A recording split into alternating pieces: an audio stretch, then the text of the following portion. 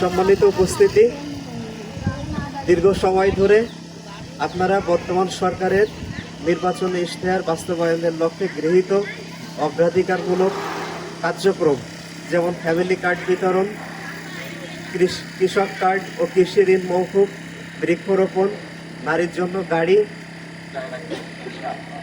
মাদক প্রতিরোধ ইত্যাদি বিষয় সম্পর্কে আপনারা অবগত হয়েছেন।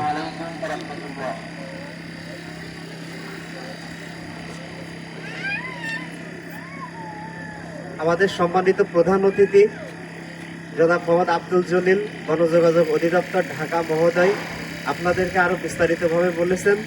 একই সাথে আমাদের আজকের অনুষ্ঠানের সম্মানিত বিশেষ অতিথিবৃন্দ তারাও খুব চমৎকারভাবে বর্তমান সরকারের অগ্রাধিকারমূলক যে কার্যক্রম সেগুলো আপনাদের সামনে উপস্থাপন করেছেন।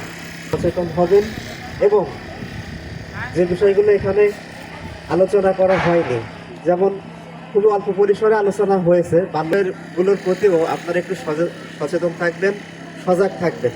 কারণ বাল্যবিবাহ এবং আত্মহত্যা এই দুইটা আমাদের এই জেলার জন্য মারাত্মক সমস্যা হয়ে দাঁড়িয়েছে। তো সেই সমস্যাটা আমরা সম্মিলিতভাবে সকলের প্রচেষ্টায় এই সমস্যা থেকেও আমরা বের হয়ে আসবো এবং এই সমস্যাকে আমরা মোকাবেলা করব। তো অনেক বিষয় এখানে এসেছে। তো পরিশেষে আপনাদের সুস্বাস্থ্য দীর্ঘায়ু কামনা করে, কারণ স্বাস্থ্য সচেতনতা সবার আগে, স্বাস্থ্যই সকল সুখের মূল।